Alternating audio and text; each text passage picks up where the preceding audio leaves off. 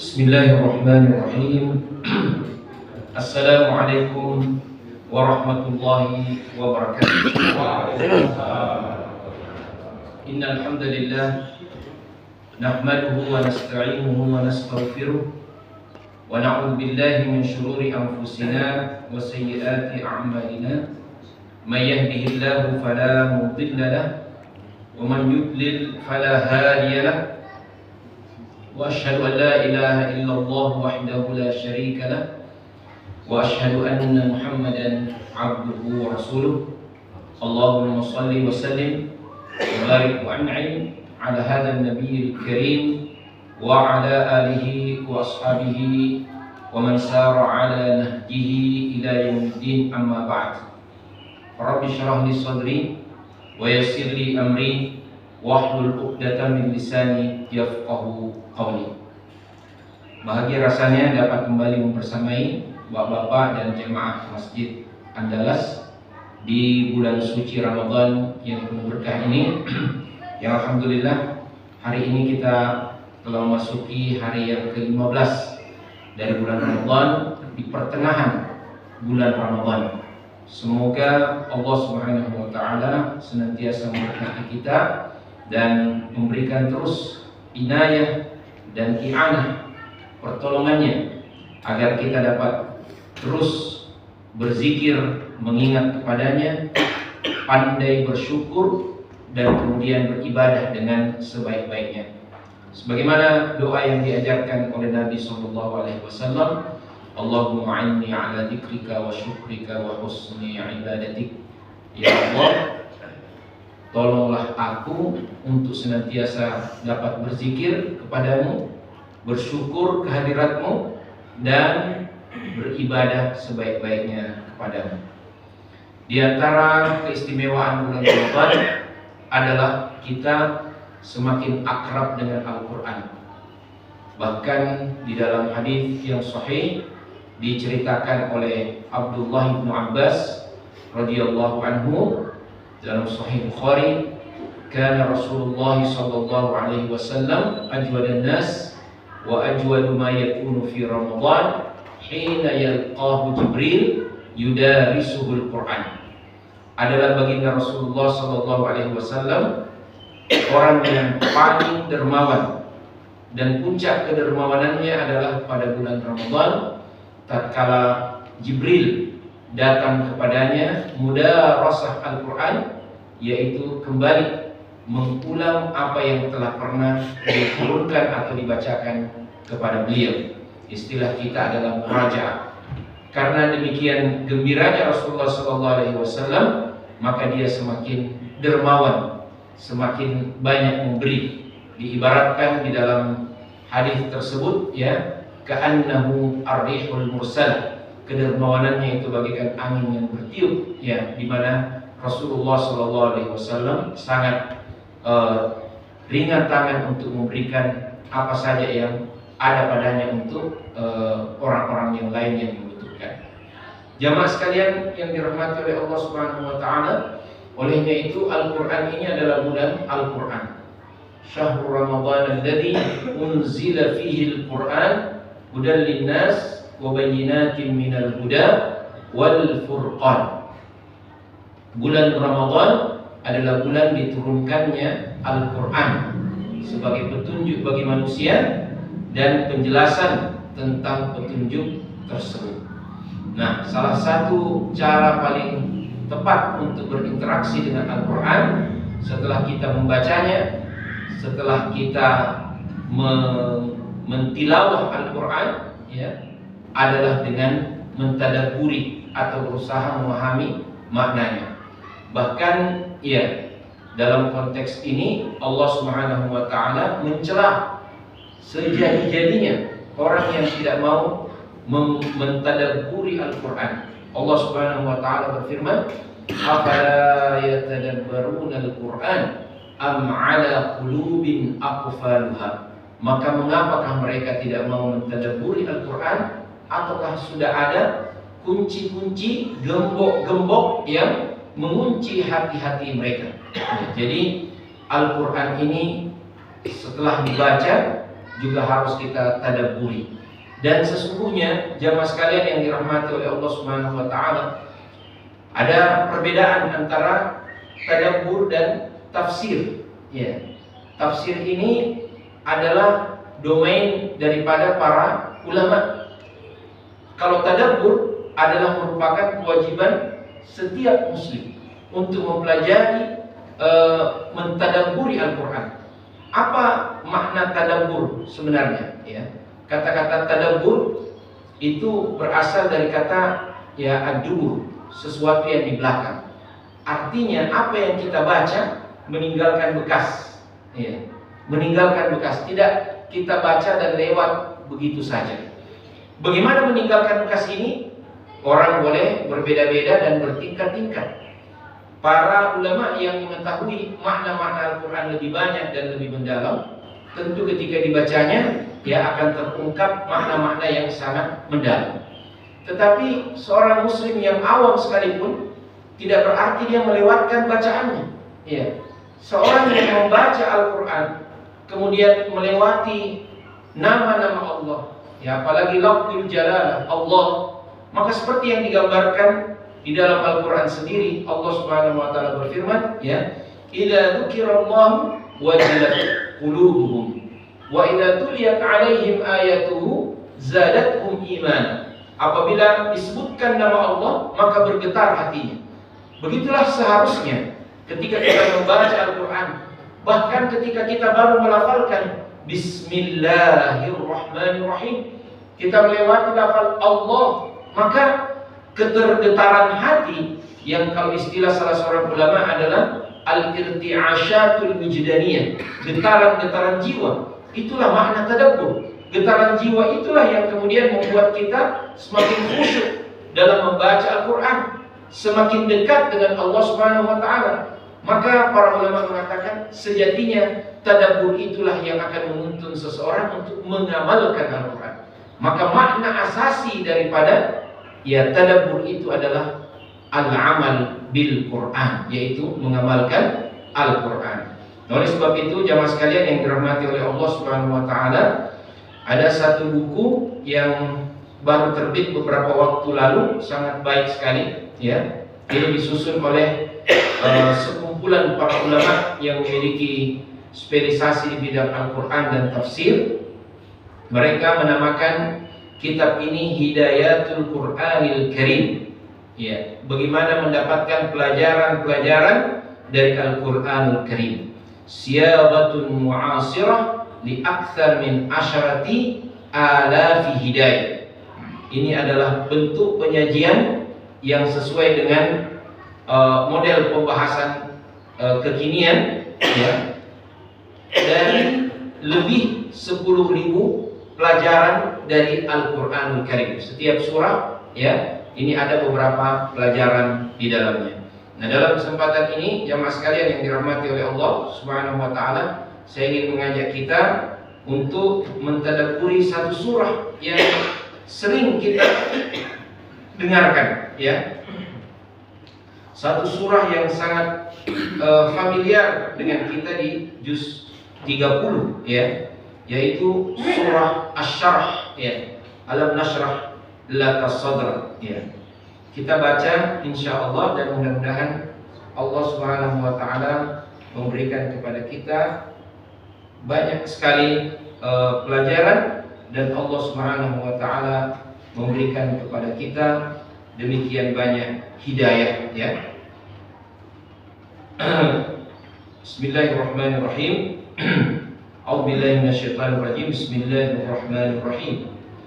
Alam nashrah laka sadrak wa wada'na 'anka wizrak alladhi anqadha dhahrak wa rafa'na laka dhikrak fa inna ma'al usri yusra, inna ma'al usri yusra, fa idza faragta fansab wa ila rabbika farghab.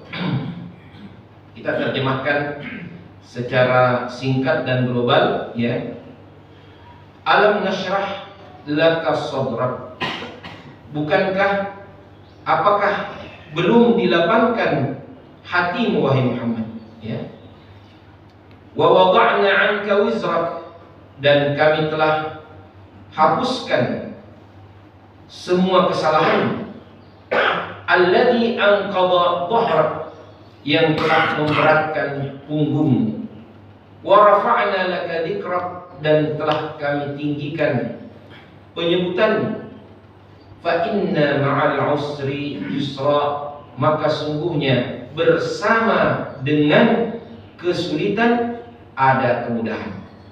Ini kadang-kala ada sedikit kekurangan tepatan dalam penerjemahan. Orang biasa sebut begini, ya. Maka setelah kesulitan ada kemudahan. Ya. Di sini tidak disebutkan fa inna ba'dal usri yusra, bukan ba'da, ya. Tetapi di sini disebutkan fa inna ma'al usri yusra, maka sungguhnya bersama dengan kesulitan ada kemudahan. Inna ma'al usri yusra, sungguhnya, diulang lagi, bersama dengan kesulitan ada kemudahan.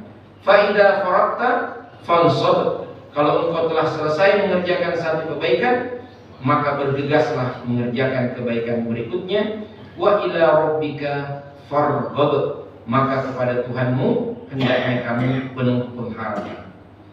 Jamaah sekalian yang dirahmati oleh Allah Subhanahu wa taala, di sini disebutkan, ya, pelajaran pertama, tadabbur pertama daripada ayat ini dalam kitab Hidayatul Quran. Alam nashrah laka sadrak, bukankah telah dilapangkan dadamu? Awwalu ma yahtaju ilaihi da'iyatu fi da'watihi insyirahu sadrihi. Persoalan pertama yang dibutuhkan oleh orang yang ingin menyeru kepada Allah, berdakwah di jalan Allah, adalah kelapangan dadanya. Ya, istilahnya kita enak dulu perasaan. Ya. Nah, walidzalika kana awwalu du'a Musa qabla intilaqihi li tablighi risalatihi qala rabbi shrah li sadri. Olehnya itu, persoalan pertama yang diminta oleh Musa di dalam doanya sebelum dia menyampaikan risalah, message, ya, dakwah ini, dia berkata rabbi shrah li, qala rabbi shrah li sadri, ya Allah, lapangkan dada. Jamaah sekalian yang dimuliakan oleh Allah Subhanahu wa taala, ya. Ini kalau kita mau bekerja apa saja, kesena dulu perasaan, ya. Termasuk kita mau pergi kantor, mau bekerja, kesena dulu perasaan. Biar apakah belum baik perasaan kita pergi ke kantor, dibetesi semua orang. Ya. Kita mau pergi berdakwah, ya, mengajak orang kepada kebaikan. Ya, apa istilahnya bahasa Bugisnya itu? Pada cengi jolo, ya. Ya, itu Pak. Jangan kita pergi dalam keadaan yang tidak enak perasaan. Ya. Ini mau berdakwah, mengajak orang kebaikan, maka kita dulu yang harus normal, ya. Normalisasi dulu perasaan, ya. Makanya Allah Subhanahu wa taala katakan nikmat yang paling utama pertama sekali itu adalah, ya, insyirahus sadr, ya, kelapangan hati. Pelajaran kedua disebutkan di sini, bada'atis suratu bidzikri a'zami an-ni'ami wa hiya insyirahus sadr. Surah ini dimulai dengan menyebutkan satu nikmat yang paling besar, yaitu kelapangan dada. Ya, nah, coba kita perhatikan di sini, dimulai surah ini dengan nikmat kelapangan dada. Ya, wa satuhtamu bi ahammi asbabi insyirahihi wa huwa at-tafriqu li ibadatillahi wa ta'atihi. Dan akhir daripada surat ini, ya, wa ila rabbika farghab, ya. Nah, dimulai dengan nikmat yang paling luar biasa, yaitu kelapangan dada, ketenangan jiwa, kemudian diakhiri dengan sebab yang paling penting untuk mendapatkannya. Apakah itu? At-tafarruq li ibadatillahi wa ta'atihi, ya, yaitu bersegera, ya, dan kemudian berkonsentrasi untuk taat kepada Allah. Bagaimana caranya mendapatkan ketenangan batin, kelapangan jiwa? yaitu dengan ibadah kepada Allah Subhanahu wa taala, berzikir kepada Allah. Ala bidzikrillah tatma'innul qulub. Ketahuilah dengan berzikir kepada Allah kau akan dapatkan ketenangan batin atau ketentraman jiwa. Pelajaran yang ketiga daripada surah ini, ya, yaitu pada ayat wa wada'na 'anka wizrak alladhi anqadha dhahrak. Disebutkan di sini, ya, pelajaran berikutnya, al-ma'asi, ya, kami telah ampuni semua kesalahanmu yang telah memberatkan punggung, kata Allah. Pelajarannya, al-ma'asi athqalun 'ala sadr la tuta'. Kemaksiatan itu adalah beban atas jiwa, akan memberatkan hati kita. Orang yang melakukan maksiat itu sesungguhnya membuat hatinya menjadi letih. Wa min thamma kana min jalilil minani wa wad'u hadhihi al-athqal 'anil 'abdi liyastariha min a'ba'iha. Oleh sebab itu, di antara nikmat yang paling besar yang Allah karuniakan kepada seorang hamba adalah kalau diampuni dosa-dosanya, yang dengan demikian hatinya akan tenang dan beristirahat dari beban-beban dosa. Ya, wa qad faza man khaffa wisruhu ja'ala Allah minhum. Dan sungguh telah beruntunglah, telah menanglah orang yang telah ringan daripada dosa-dosa. Jangan menumpuk dosa. Ya, subhanallah. La saghirata ma'al istimrar. Tidak ada dibilang dosa kecil kalau dilakukan terus-menerus. Ya. Banyak orang, semoga Allah mengampuni kita dan melindungi kita, ya, dia bilang enggak apa-apa nih, dosa kecil sih. Ya. Tapi terus-menerus, ya, itu akhirnya seperti kata pepatah, ya,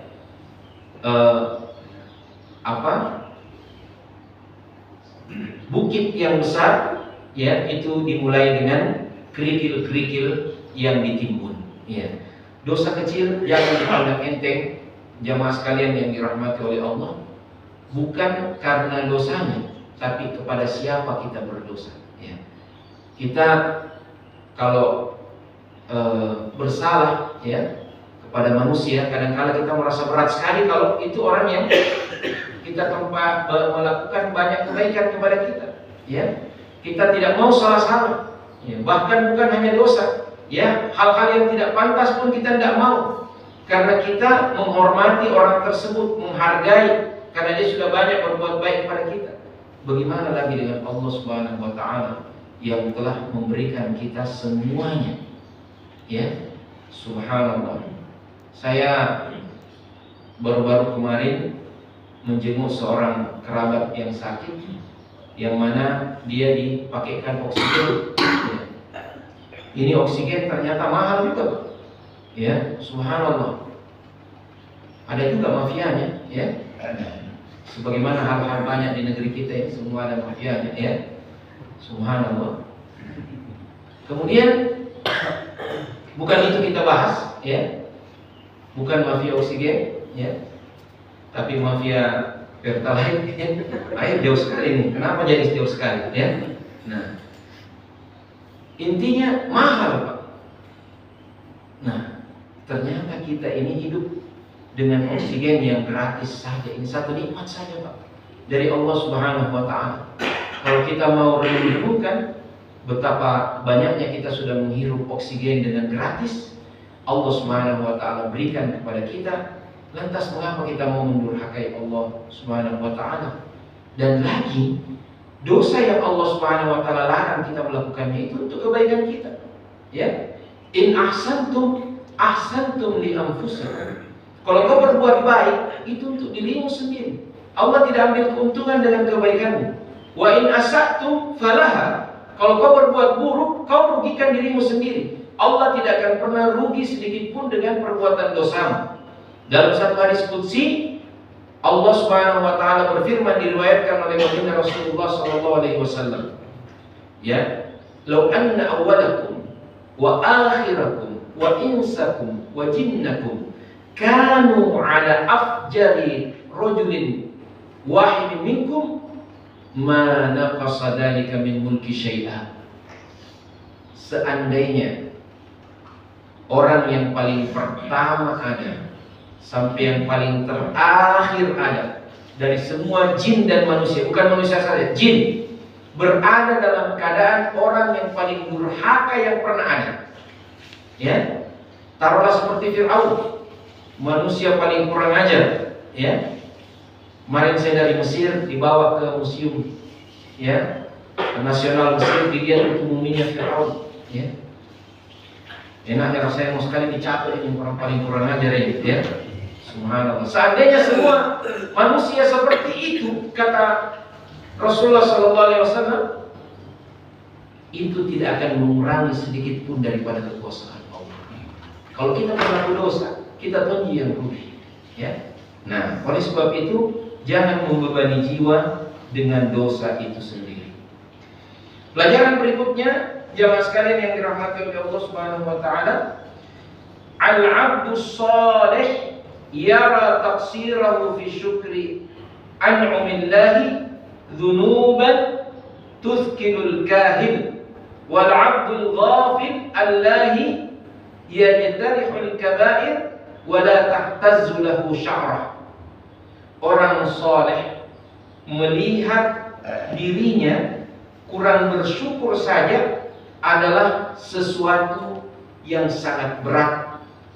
Tetapi orang hamba yang ghafil, yang lalai, kadangkala melakukan dosa-dosa besar, bahkan dia tidak merasakan sedikit pun sifat atau perasaan sensitif dari perbuatan dosa.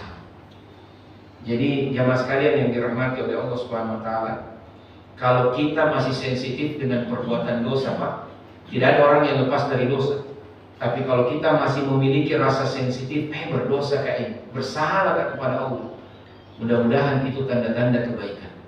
Tapi kalau kita melakukan perbuatan dosa, sudah dosa besar bahkan, kemudian kita merasa tidak ada apa-apa pada diri kita, hati-hati, ya.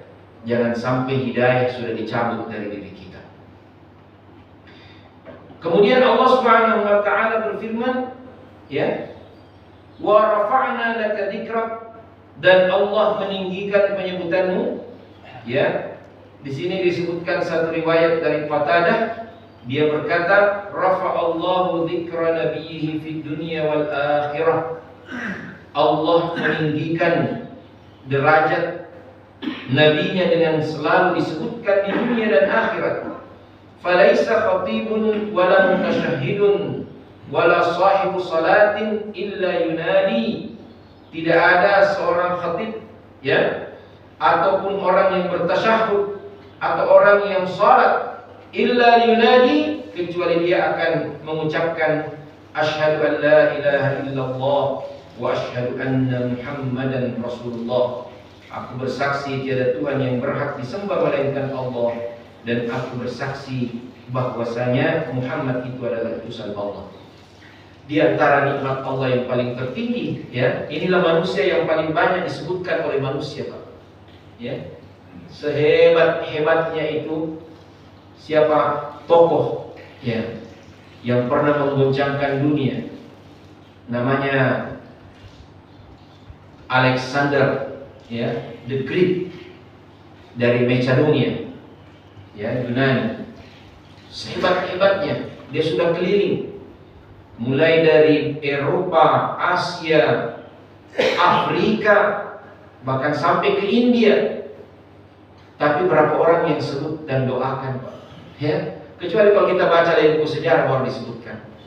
Tapi ini Muhammad sallallahu alaihi wasallam, 2 miliar manusia, ya, menyebutkan setiap sholat, setiap bertasyahud, ya, bahkan amalan-amalan yang lainnya selalu disebutkan nama Nabi Muhammad sallallahu alaihi wasallam. Ini adalah nikmat Allah Subhanahu wa taala yang sangat luar biasa. Iya. Fa inna ma'al usri yusra. Inna ma'al usri yusra. Ya. Maka sungguhnya bersama dengan kesulitan ada kemudahan. Sungguhnya bersama dengan kesulitan ada kemudahan. Disebutkan di sini pelajaran berikutnya dari ayat ini, ibhath dauman anil minah al-makhfiyah fi talafifil mihan. Selalulah mencari sisi-sisi kebaikan dan karunia yang kadangkala tersembunyi dalam tebalnya ya kitab cobaan dan musibah. Ya. Apa artinya ini, Bapak dan Saudara sekalian? Kadangkala kita ini cuma melihat dari satu sisi. Kita tidak melihat dari sisi yang lain. Banyak perkara yang lahiriahnya itu adalah musibah, tetapi sesungguhnya di balik itu ada nikmat-nikmat yang luar biasa. Ya. Nah, jamaah sekalian yang dimuliakan oleh Allah Subhanahu wa taala, wastakhlis minal aqabatil asirah durusan fit tafa'uli wal amal. Ambillah selalu pelajaran dari perkara-perkara berat atau persoalan-persoalan berat, pelajaran-pelajaran untuk tetap optimis dan membangun harapan. Fama kana usra illa sahibahu yusrun. Ya, fama kana usrun illa sahibahu yusrun. Tidak ada kesulitan kecuali bersama dengannya kemudahan. Ya. Saya pernah sampaikan di sini salah satu kitab tafsir ya yang ditulis oleh seorang cendekiawan dan ulama Mesir pada zamannya, yaitu kitab Fi Dhilalil Quran yang ditulis oleh Sayyid Qutb ya rahimahullah taala. Beliau menyebutkan dalam tafsir surat Fatir ayat kedua, ma yaftahillahu lin-nasi min rahmatin fala mumsika laha wa ma yumsik fala mursila lahu min ba'di. Apa-apa yang Allah bukakan daripada rahmat pada hambanya, tidak akan ada yang bisa menahannya. Dan apa-apa yang Allah tahan rahmatnya dari seseorang, maka tidak akan ada yang bisa memberinya. Beliau mengatakan satu ungkapan yang luar biasa. Beliau mengatakan begini, inna rahmatallahi tatamathalu fil mamnu'i tamathuluha fil mamnuh. Sungguhnya rahmat Allah itu berwujud perkara-perkara yang engkau tidak dapatkan sama dengan perkara-perkara yang kau dapatkan. Jadi jangan menyangka bahwa kau tidak dapatkan sesuatu itu adalah merupakan musibah. Kadang-kala kita tidak dapatkan sesuatu yang kita inginkan, itu adalah rahmat Allah kepada kita. Iya, mau kawin lagi, iya, tapi Allah tidak kasih kesempatan. Jangan menyangka itu adalah musibah. Ya, kadang-kala itu dipahami sebagai rahmat Allah, karena Allah tahu barangkali kalau kawin lagi dia tidak sanggup berlaku adil, maka cukup satu, ya, bahagiakan diri dengan satu istri. Iya. Nah itu Pak, contoh saja ya, yang sedih ya. Nah yang sedih ya. Nah jadi bersama dengan kesulitan selalu ada kemudahan ya. Jamaah sekalian yang dirahmati Allah Subhanahu wa taala, kemudian Allah Subhanahu wa taala di dalam ayat ini kita mengambil lagi pelajaran ya. Man wathiqa bi wa'di rabbih kana syuja'an miqdaman. Barang siapa yang yakin dengan janji Tuhannya, dia akan menjadi pemberani dan selalu berada di depan. La yatahayyabu as-si'ab. Dia tidak akan terhalang dengan kesulitan-kesulitan. Wala yakhsha asy-syada'id. Dan dia tidak akan takut dengan persoalan-persoalan besar yang menindasnya. Fama asaba imra'an hammun wala ghammun illa aqabahu farajun mudha'af. Tidaklah seorang hamba tertimpa dengan sesuatu perkara, kegundahan, kegalauan, perkara sulit, kecuali akan datang bersamanya ya jalan keluar dan solusi yang beraneka ragam. Ya.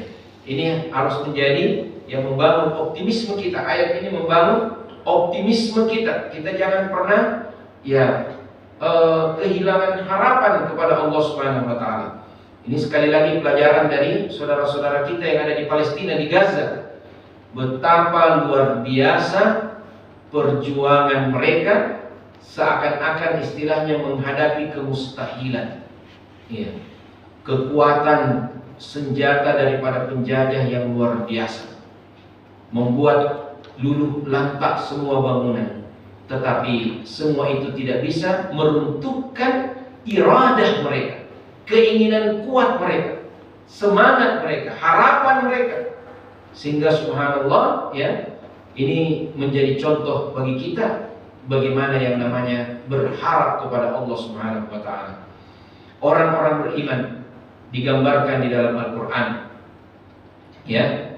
Walamma ra'al mu'minuna al-ahzab qalu hadza ma wa'adana Allah wa rasuluhu wa sadaqa Allah wa rasuluhu fama zadahum illa imanan wa taslima.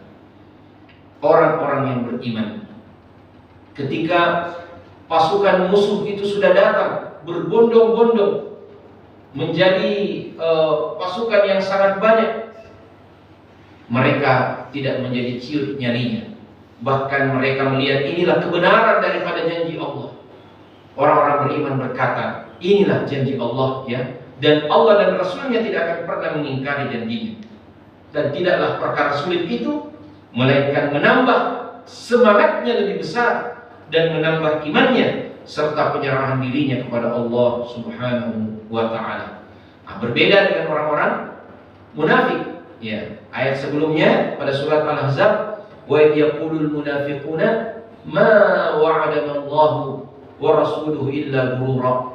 Tidaklah berkata tatkala orang-orang munafik berkata, tidaklah janji Allah dan Rasulnya itu kecuali untuk membuat kita gurur ya, menipu saja. Subhanallah. Ya, kalau sudah orang munafik itu kalau sudah menghadapi kesulitan, ya dia akan berputus asa dari Allah Subhanahu wa taala dan bahkan menuduh Allah, mengingkari janjinya, menipu ya. Mana pertolongan Allah? Tapi orang beriman justru melihat itu adalah bagian daripada pertolongan Allah Subhanahu wa taala. Fa idza faraqta fansab. Kalau engkau telah selesai mengerjakan satu kebaikan, maka bersegeralah melaksanakan kebaikan berikutnya. Wa ila rabbika farghab, dan kepada Tuhanmu hendaknya engkau berharap dengan penuh. Ya da'watun listithmaril waqt. Ini adalah ajakan untuk memaksimalkan, memanfaatkan waktu dengan sebaik-baiknya. La tarkan ila da'ati wal kasal. Jangan sampai kita terjatuh di dalam kesia-siaan dan kemalasan. Wa idza faraqta min 'amalin nafi' mufid fa'atbi'hu bimithlihi. Kalau engkau telah selesai mengerjakan satu kebaikan yang bermanfaat, maka segera ya laksanakan kebaikan yang seperti itu lagi. Fa innaka yaumal qiyamati mas'ulun an umrika fima afnaita. Karena sungguhnya setiap engkau wahai manusia pada hari kiamat akan dimintai pertanggungjawaban atas umur yang Allah telah berikan kepadamu dan engkau pergunakan. Ij'al raghbataka ila Allah Ta'ala wahdah. Jadikan harapanmu kepada Allah Ta'ala saja. Fi jami'i maqalidika ad-dunyawiyyah wal ukhrawiyyah. Dalam semua usahamu dalam perkara dunia dan akhirat. Wa taraffa man istata'ta amma fi aidin nas. Dan semampumu, jangan letakkan harapanmu kepada tangan manusia. Wastaghni an ghairi rabbik, dan ya, jadilah orang yang betul-betul hanya berharap kepada Allah Subhanahu wa taala. Ya. Ada ungkapan dalam bahasa Arab, ya. Ya bunayya Adam, apa itu? Ya. Allahu yaghdabu in tarakta su'alahu wa bunayya Adam in sa'altahu yaghdab. Ya. Allah itu marah kalau kau tidak minta kepada. Ya. Dianggap sombong kalau kita tidak meminta kepada Allah. Memangnya kau bisa kerja semuanya sendiri? Ya. Makanya salah satu zikir yang dianjurkan kita membacanya, salah satu ketikannya, ya, Rasulullah mengajarkan, wala takilni ila nafsi tarfata ain. Ya Allah, jangan kau biarkan diriku bersandar, ya, pada diriku sendiri walaupun sekejap mata. Ya. Nah, ini bersandar kepada Allah, berharap kepada Allah Subhanahu wa taala. Nah, manusia itu, Pak, ya, sekaya-kayanya, sehebat-hebatnya, ya, kalau terlalu banyak juga proposal, dia marah-marah. Ya. Nah, kalau Allah semakin banyak kita kasih masuk proposal, ya, maka Allah Subhanahu wa taala akan semakin cinta, semakin senang kepada hamba yang selalu banyak meminta kepadanya. Bahkan kalau kita tidak meminta, Allah marah. Ya. Nah, dalam apapun, subhanallah, disebutkan bahwa para salafus soleh itu, ya, berdoa meminta kepada Allah sampai perkara yang sangat sepele kadang-kadang. Apa itu? Contohnya garam. Ya, garam. Ya. Allahumma inni as'aluka milhan. Ya. Ya Allah, aku memohon kepadamu garam. Iya. Kenapa minta garam? Iya, coba ini makan tidak ada garamnya. Ya. Nah, Allah Subhanahu wa taala, siapa yang kasih garam itu? Ya, garam itu dari lautan. Siapa yang karuniakan lautan itu? Allah Subhanahu wa taala. Ya. Makanya ada seorang ustadz itu, ya, saya tidak usah sebutkan itu adalah saya, ya. Kadang-kala kalau sudah pagi-pagi di luar Ramadan, ya, maka dia berdoa kepada, ya. Nah, ada istrinya di situ, dia berdoa, Allahumma inni as'aluka qahwatan harrah, ya. Ya Allah, aku mohon kepadamu agar engkau karuniakan kepadaku kopi yang panas. Ya. Nah, didengar bersama istrinya, ya. Nah, oh iya. Tapi siapa yang menggerakkan istri hatinya? Ya. Walaupun dia dengar, ya. Tapi kalau Allah tidak menggerakkan hatinya, ya. Ya bisa bilang, ambil misalnya sendiri, bikin sendiri, begitu, ya. Nah, jadi silakan berdoa apa saja kepada Allah Subhanahu wa taala. Hajat-hajat kita tidak ada sedikit pun kecuali hanya Allah Subhanahu wa taala yang memenuhinya dan memberikannya kepada kita.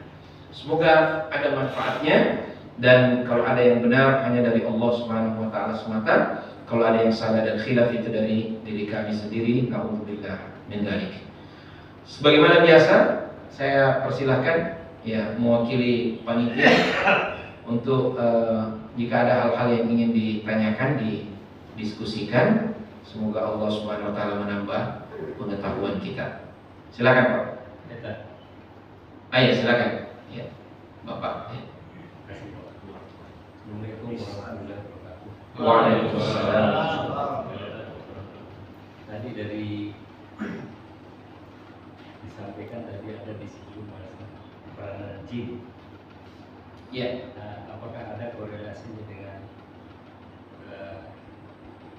surat Az-Zariyat ayat 56? Ya.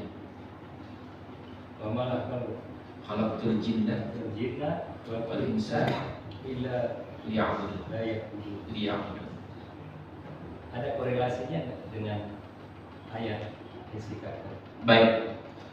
Jadi manusia itu kedudukannya dalam taklif, dalam pembebanan aturan-aturan syariat itu sama dengan jin. Ya. Jadi biasa disebut dengan ats-tsaqalain. Dua kelompok makhluk Allah yang mendapatkan, ya, taklif. Jadi jin juga itu disuruh juga beribadah. sama dengan kita. Ya, jin juga ada yang baik, ada yang buruk. Seperti juga manusia. Ya, bahkan setan itu dikatakan dalam surat An-Nas, minal jinnati wan nas. Ya, setan-setan itu ada dari kalangan jin dan manusia. Nah, jadi jamaah sekalian yang dirahmati oleh Allah Subhanahu wa taala, ya memang jin dan manusia ini diperintahkan untuk beribadah kepada Allah Subhanahu wa taala. Seperti semua makhluk Allah yang lainnya, tetapi jin dan manusia ini ya dibekali dengan kecenderungan untuk berbuat baik, kecenderungan juga untuk berbuat yang tidak baik. Maka yang bisa mengendalikan dirinya tidak melakukan hal yang buruk, dia menjadi ya manusia yang soleh atau jin yang soleh. Makanya dalam Al-Quran ada surat khusus namanya surah Al-Jin. Ya, bahkan dalam riwayat Nabi SAW itu menyampaikan dakwah juga kepada jin. Ya, di dekatnya itu barangkali ada jin, Pak. Ya, kita tidak tahu. Ya, nah, ya. Jadi ada seorang syekh ya di Mesir, namanya Syekh Abu Dzar Al-Qaluni. Ya. Beliau ini seorang ulama yang unik juga. Selama berpuluh-puluh tahun tidak pernah alfa mengisi pengajiannya di masjid. Nggak pernah, Pak. Ya, subhanallah. Kecuali kalau ya mungkin kalau ada uzur yang sangat tidak memungkinkan, sakit atau bagaimana, tapi beliau sangat disiplin. Satu ketika ya, dia sudah datang, tiba-tiba hujan. Tidak ada yang datang anak muridnya. Ya. Tidak ada yang datang, Pak. Ya. Apakah dia berhenti ceramah? Tetap dia ceramah. Ya. Bismillahirrahmanirrahim. Ya. Alhamdulillah. Orang heran-heran. Kenapa tadi itu di dalam masjid ceramah sendiri? Dia bilang, iya. Ada saudara kita, jin. Ya, tidak kita lihat. Dalam Al-Quran dikatakan dia melihat kita dari sisi kita tidak bisa melihat dia. Ya kan? Nah, jadi ini saudara teman kita yang kita tidak melihat dia. Nah, jadi jin ini hadir bersama dengan manusia. Ya, karena dia barang yang gaib, makhluk yang gaib. Ya, kita jangan takawul atau ya sembarang bilang tentang jin ya tanpa informasi dari Al-Quran dan Sunnah. Dia ada, kita yakini keberadaannya, ya. Dia mendapatkan pengobatan syariat seperti dengan kita juga, ya. Tetapi kita tidak lihat, ya. Urusan dunia lain, ya. Kita tahu ada dunia dimensinya, dimensi lain, ya. Saya kira begitu, Pak, ya.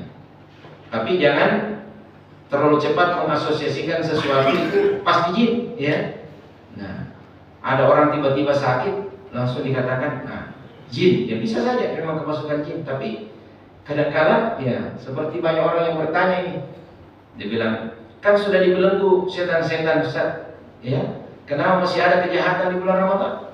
Ya, saya bilang bisa jadi. Yang namanya setan itu kan dari jin dan manusia. Setan-setan jin dibelenggu, ya. Tapi setan manusia tetap banyak berkeliaran, ya. Tidak usah perlu dia untuk melakukan dosa, perlu godaan jin, ya. Karena dia sendiri setan. Nah, wallahu a'lam bishawab. Saya kira begitu, Pak. Ya. Ya, silakan Bapak. Baik, terima kasih. Waalaikumsalam. Isi tadi surat itu bahwa punggungmu. Iya. Terus yang kedua, kalau ada kemudahan pasti ada kesulitan. Iya. Saya pernah dengar itu kalau kita salat sunat itu dibaca surat itu bersama surat Al-Fil. Artinya dia bisa menyembuhkan tadi sakit lutut dengan punggung. Karena tadi ada punggung itu tadi. Iya. Iya. Maksud saya itu kenapa artinya sebagian ulama mengungkapkan itu mungkin dari artinya ada ilmu hikmah barangkali, artinya penempatan hanya dilaksanakan pada waktu subuh, salah subuh itu, sehingga sakit lutut apa itu bisa menyembuhkan ya. Masya Allah. Maksudnya koleksinya itu Pak Ustaz. Iya. Waalaikumsalam. Waalaikumsalam. Jadi ini para ulama atau jumhur ulama itu memandang bahwa yang namanya ruqyah dengan Al-Quran itu ya, selain dengan dalil-dalil yang langsung ditunjukkan oleh Nabi ya, seperti surat Al-Fatihah kita baca 7 kali ya, ini adalah obat ya, karena Allah Subhanahu wa taala berfirman, "Wa nunazzilu minal Qur'ani ma huwa shifaa'un wa rahmatul lil mu'minin wa la yazidu adh-dhalimina illa khasar." Dan sungguh kami telah menurunkan di dalam Al-Quran itu ada kesembuhan, bukan dikatakan obat, tapi langsung syifa, kesembuhan, warahmat, dan rahmat dari Allah Subhanahu wa taala. Nah, selain kita bisa mengambil bacaan-bacaan berupa ruqyah ya, atau orang Bugis bilang japi-japi ya, dari apa yang memang diajarkan langsung oleh Nabi, boleh juga dengan apa yang disebut dengan tajrubah. Ada yang mencobanya dan ternyata ayat itu cocok ya. Nah,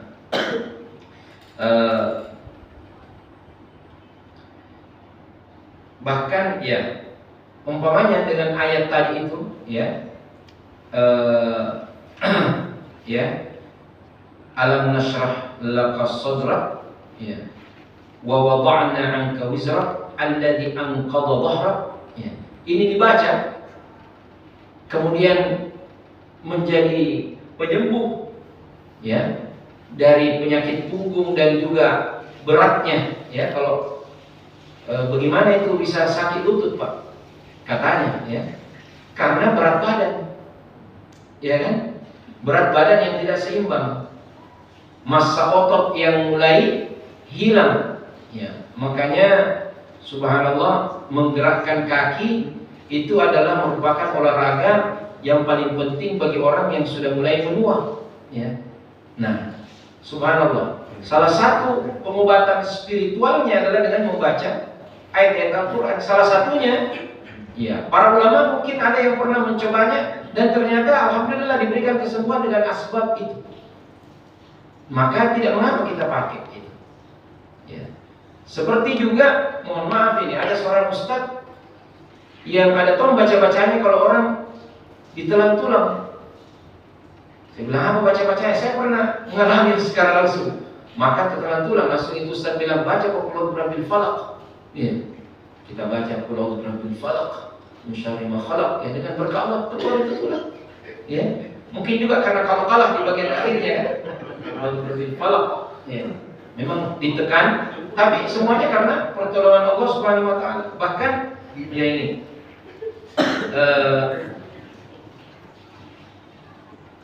ada juga ini, makanya biasa orang sebut dengan mujarrabat ya. Ayat-ayat yang dicoba oleh orang-orang soleh, pernah dibacakan, kemudian ternyata bermanfaat untuk hal-hal tertentu ya. Nah, bagaimana baca-bacanya itu supaya bisa mendapatkan izin ya. Barangkali juga bisa ada yang sharing ya. Nah.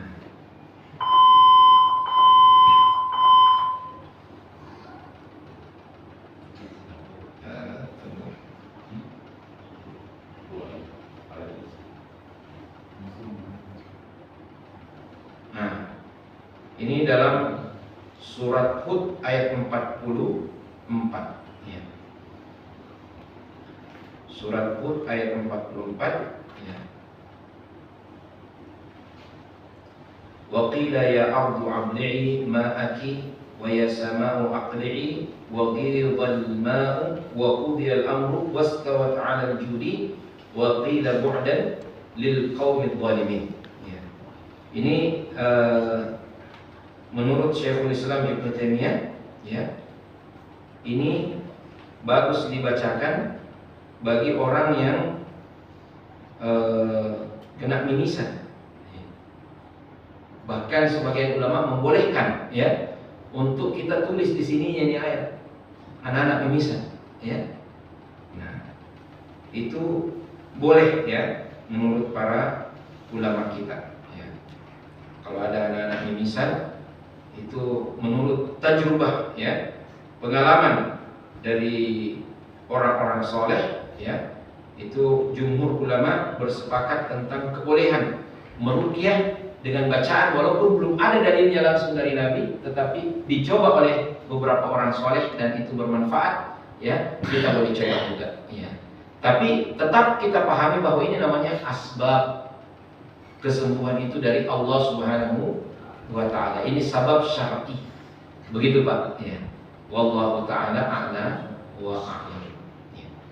Adapun kekhususannya dibacakan khusus pada salat subuh, ya, kita pahami bahwa tidak khusus ayat itu dibaca pada saat sholat subuh, ya, karena mengkhususkan bacaan tertentu pada ibadah itu memerlukan dalil, ya, tapi dibaca secara umum.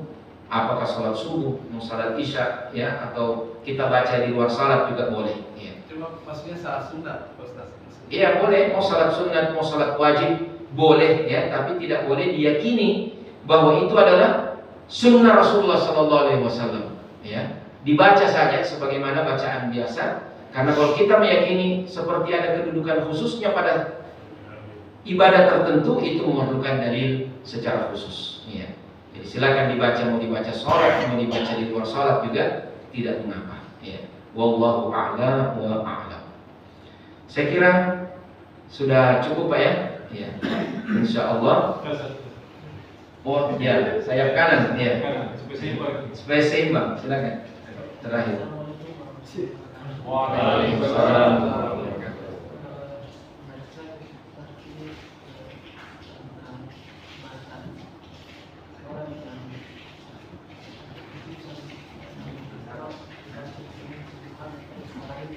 Iya.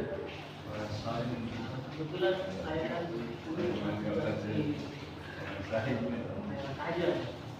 Iya.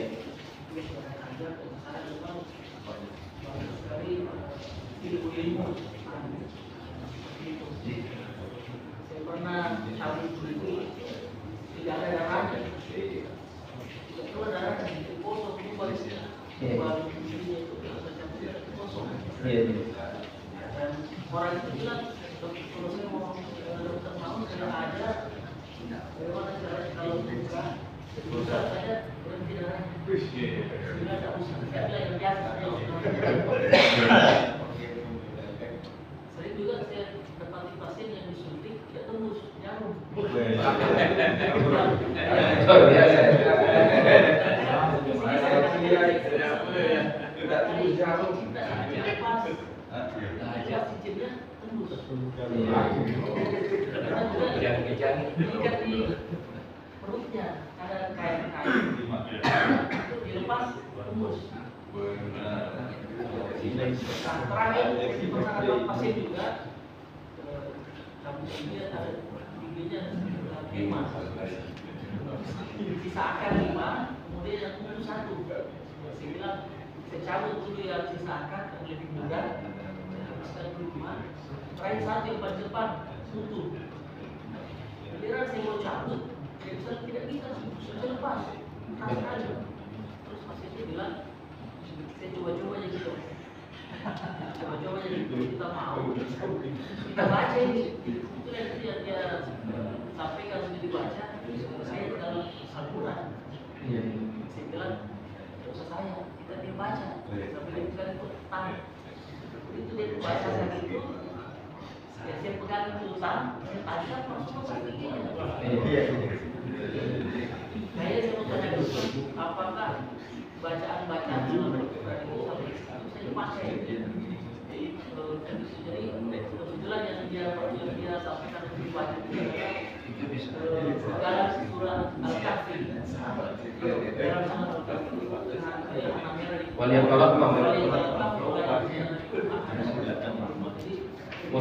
kurang ini.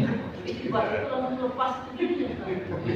Ada satu waktu saya pernah mengalami di malam takbiran, malam lebaran, subuh itu kebetulan dapur terkunci.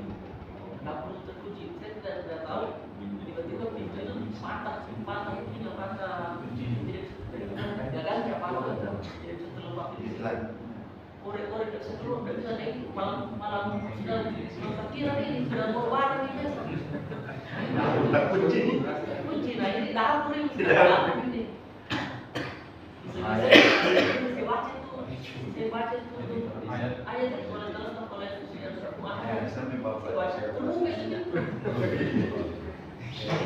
apakah memang itu bisa kebetulan saja? Iya. Jadi yang pertama, ya, berkaitan dengan bacaan ayat-ayat Al-Quran, ya, dengan kondisi-kondisi tertentu, itu adalah asbab.